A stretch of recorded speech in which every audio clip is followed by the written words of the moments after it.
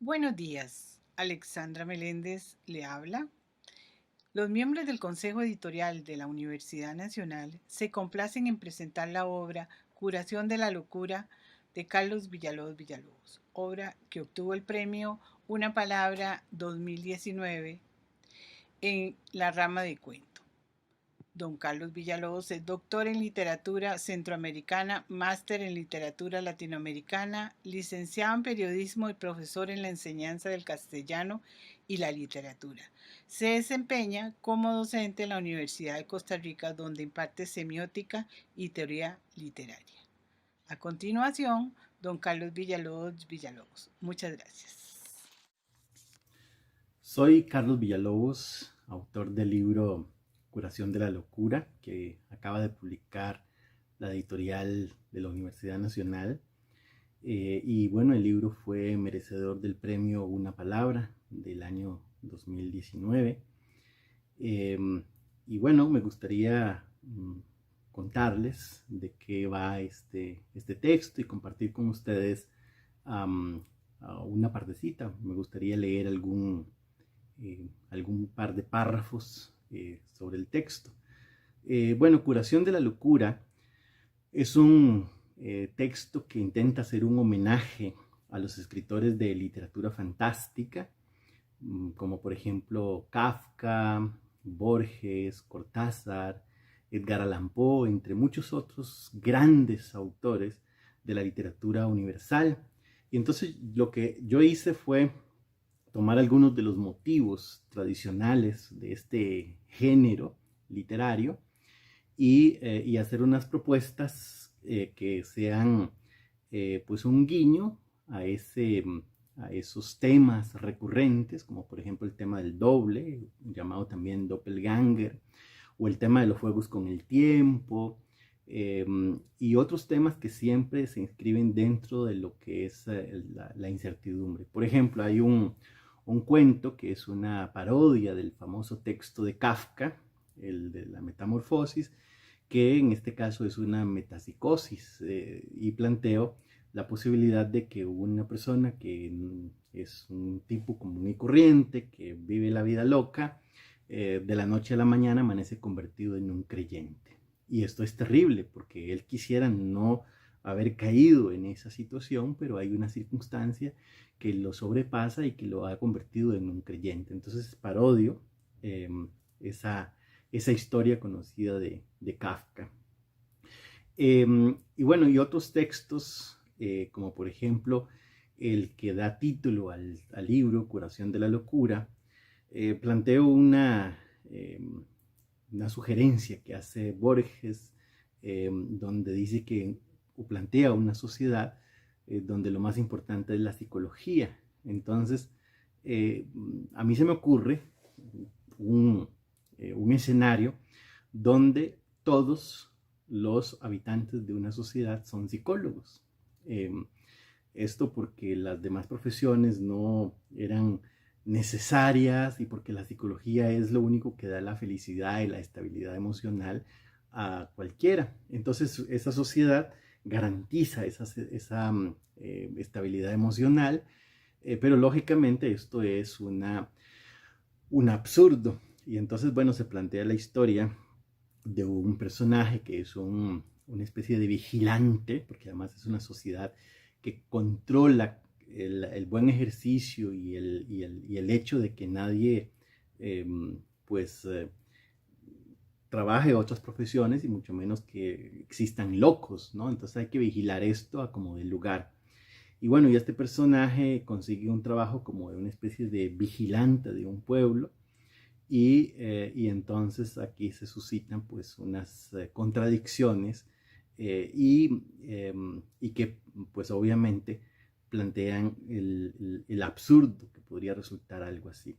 Hay otro texto en el que hago una crítica al sistema médico, a un sistema médico supuestamente perfecto, impecable de una sociedad, eh, en el que todo está tan bien organizado eh, que pues los pacientes pues deben esperar a que el turno de su padecimiento salga favorecido. Esto es así porque en este sistema hospitalario, en este sistema médico, si llegan los pacientes con diversas enfermedades, entonces puede ocurrir que los médicos se confundan. Entonces, para tener una certeza, tal día se trata solamente de los pacientes que tengan un padecimiento. Esto también es un absurdo, ¿no?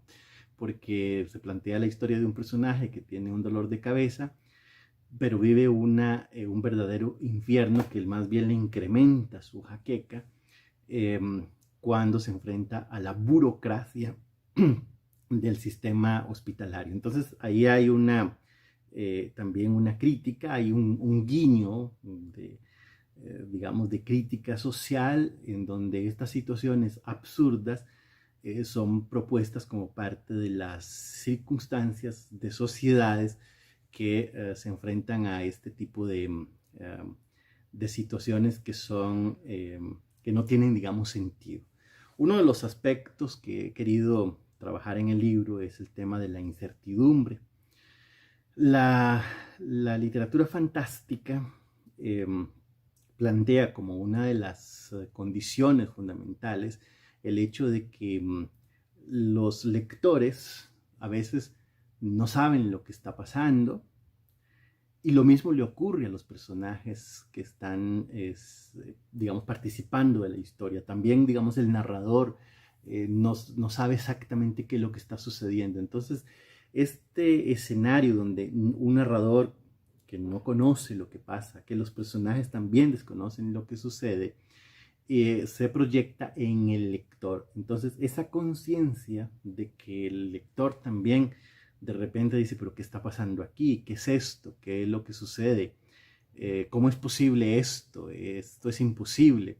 Todos estos elementos se toman en cuenta a la hora de plantear el texto de lo fantástico. Ciertamente, la literatura fantástica en Costa Rica tiene su tradición ya desde el siglo XIX. Incluso hay algunos atisbos. Hay un trabajo que realizó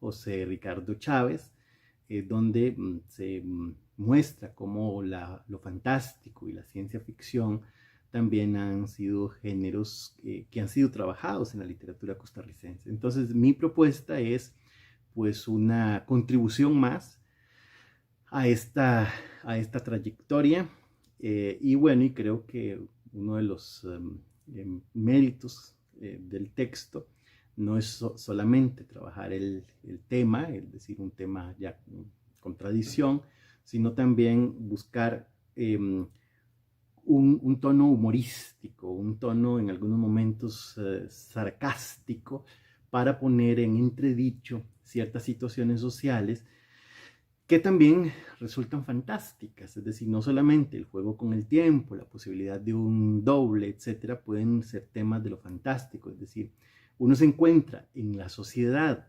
situaciones que tienden a plantear escenarios que a veces son absurdos, como esto de la burocracia. Y obviamente quien se enfrenta a esta situación pues vive también la incertidumbre propia de lo fantástico. Bueno, voy a compartir con ustedes una parte de uno de los cuentos.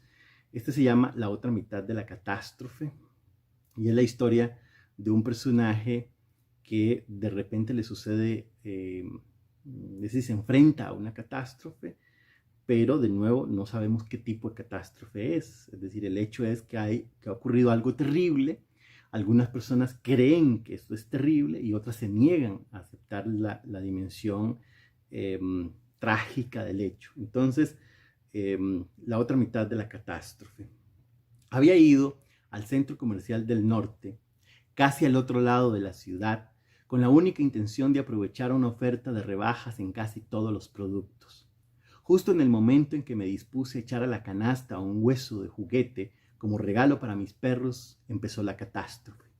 En el primer segundo, como es lógico, uno no entiende lo que pasa y el cuerpo, con todo y alma, se convierte de golpe en una estatua de miedo sólido. Uno mira de reojo a los demás y descubre que los otros, también en estado lítico, están mirando con el mismo pánico. Es entonces cuando alguien sin más preámbulo grita y el horror se propaga como un tsunami que ya nada ni nadie puede detener. Creo que el primer grito de horror fue el de una niña al otro lado del pasillo. Luego se sumaron otros, incluido el mío, y se unieron al escándalo objetos que la gente tira al suelo como si una botella de vino que se quiebra o en una lata de atún que rueda estuviera la explicación de la desgracia. Un tipo a mi lado se hincó y con las manos en alto imploraba clemencia como si ahí, entre las góndolas del mercado, hubiera un altar de santos milagrosos. Mi siguiente reacción, como muchos, fue tirar al suelo la canasta de las compras y correr al ritmo del sálvese quien pueda. Para mi infortunio, la zona donde me pescó el siniestro queda casi al final de los pasillos. Advertí que era más rápido salir por la caja del fondo y no dar la vuelta, como algunos, por estupidez, empezaron a hacerlo. En la carrera tropecé con una señora que venía sin prisa con su carro de compras. De una patada hice a un lado el miserable carrillo y seguí corriendo. Escuché los insultos de la mujer, pero yo no tenía tiempo para disculpas. Mi energía estaba ahora concentrada en la imperante urgencia de llegar al parqueo lo antes posible. Algunos clientes seguían interesados en las rebajas, como si no estuviera sucediendo nada, como si el mundo no se estuviera desgajando y el universo permaneciera en su lugar de siempre. No se inmutaban, es más, parecían no entender el sentido funesto de la congoja colectiva. Era como si este infortunio no fuera con ellos y el tétrico suceso no tuviera consecuencias fatídicas en todos los rincones. Lo único que les importaba era seguir con sus compras y punto. No los perturbó el turbor de la ignominia y más bien nos miraban como si fuéramos nosotros los culpables de este caos. Hubiera querido convencerlos de que debían correr a salvarse, pero mi urgencia era mayor y después de todo, a mí qué me importa lo que los demás piensen. Cada persona haga con su conciencia lo que le dé la gana. Un chico con una caja de cervezas y un paquete de condones se disponía a pagar en la caja del fondo. No parecía tener prisa. Le grité que diera campo, pero el muy cabrón se interpuso altanero. Le supliqué que por favor no fuera malparido, que si no se estaba dando cuenta de la gran tribulación que sucedía. Hizo un gesto de displicencia y entonces estallé. Una patada en sus testículos fue suficiente. Se tiró al suelo mientras maldecía, pero a mí me dio igual. Lo más importante era que tenía el camino despejado para correr. En las demás cajas había también clientes que saltaban y empujaban para salir lo más rápido posible. Excepto una cajera que estaba desencajada y pálida, los demás seguían en sus puestos al cuidado del dinero, como si la pesadilla hubiera ocurrido en un lugar imaginario o como si aquella tragedia fuera la noticia del día que uno advierte en el noticiario mientras come y no siente ni una gota de lástima por alguna de las víctimas que llora. Sentí pena por aquella chica que gemía de pánico. Es probable que la hayan despedido sin goces salariales. Al otro lado de las cajas, casi en la puerta de salida, había una señora desmayada o quizá había muerto de un infarto. Para no pisar el cadáver, brinqué sobre su cuerpo. A la orilla de la puerta vi una niña, quizá de unos 3 años, atada a un carro de compras casi lleno. Daba gritos y llamaba a su padre. Estaba sola. Comprendo al progenitor, junto con las compras. La había abandonado en medio de la conmoción. Yo habría hecho exactamente lo mismo. No es para menos. En medio de la multitud que se abalanzaba hacia el parqueo, una mujer con enormes tacones verdes y gafas color naranja corría delante de mí. Por un momento me obstruyó el paso, iba gritando y le rogaba no sé qué rezos a la Virgen del Socorro. Supuse que llegaría primero que yo al vehículo y eso significaba que podría ganarme la salida. Por suerte logré empujarla y cayó de bruces. Fue mi gran oportunidad para ser uno de los primeros en llegar al automóvil. Y bueno, y ahí sigue la historia del tipo. No voy a contar todo el cuento, desde luego, para dejarlos picados, pero sí hay una parte más adelante que me gustaría leer, porque a la hora de tratar de salir todos del supermercado, pues también ocurre una confrontación. Y entonces, bueno, voy a leer esta parte más adelante donde se cuenta esta situación.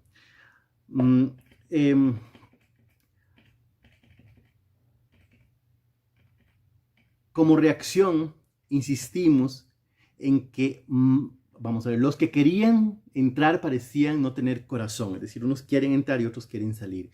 Nos llamaban maricones, mentecatos, anarquistas, hijos de la gran payasada. Nos decían que nos quitáramos, que no estorbáramos el paso, que leyéramos Eclesiastés 4:12 y que ellos eran personas decentes y que pagaban impuestos. Como reacción, nosotros insistimos en que más decentes éramos nosotros y que los corruptos y egoístas eran ellos. Entonces los llamamos fundamentalistas, serpientes venenosas, capitalistas sin corazón, gusanos de boñiga, predicadores del odio al prójimo. Nadie se movió. Los insultos crecían. Oí que nos decían marihuanos, hippies vagos, mechudos, amanerados, culos flojos, ninfomaniáticos, fetichistas, seguidores de Osho. La sangre en el ojo crecía y entonces le gritamos lamebolas, sanguijuelas, fariseos, clientes de McDonald's, lectores de Coelho, reggaetoneros. Les pedimos que dejaran ya de ser homofóbicos y que de una vez por todas aceptaran que tenía doble moral.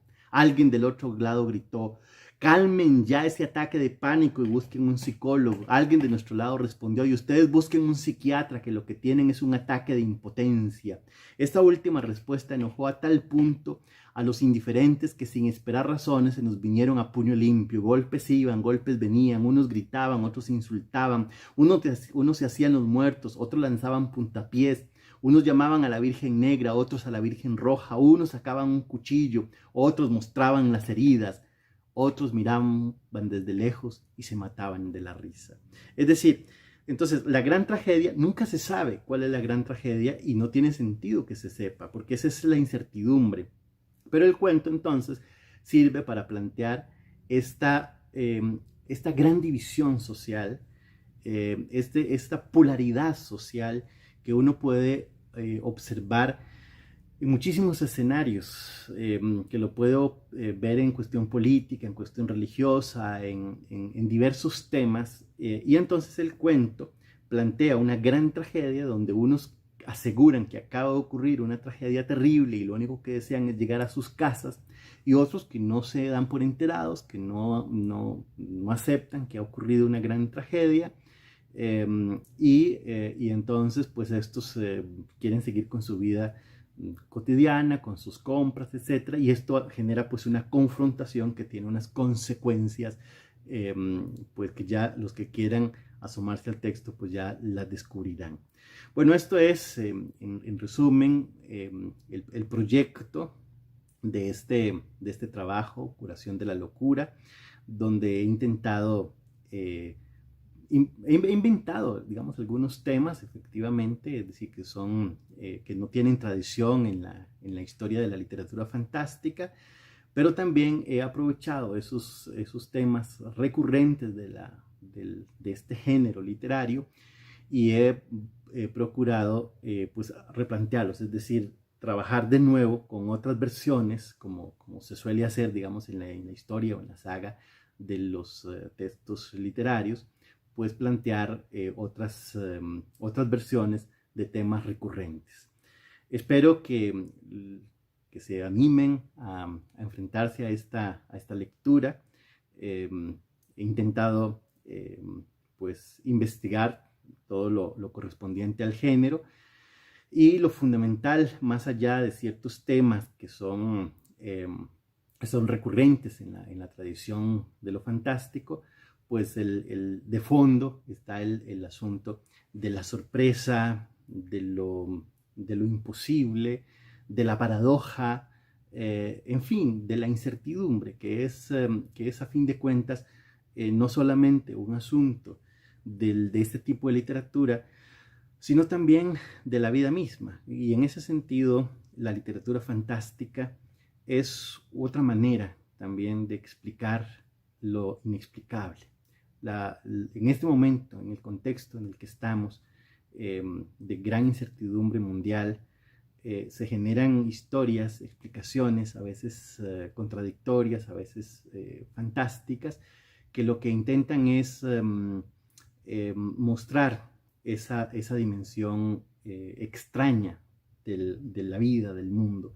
Y la literatura fantástica plantea esto, y en ese sentido este libro es una muestra de esas dimensiones a veces imposibles de explicar mediante la lógica o mediante una única explicación coherente.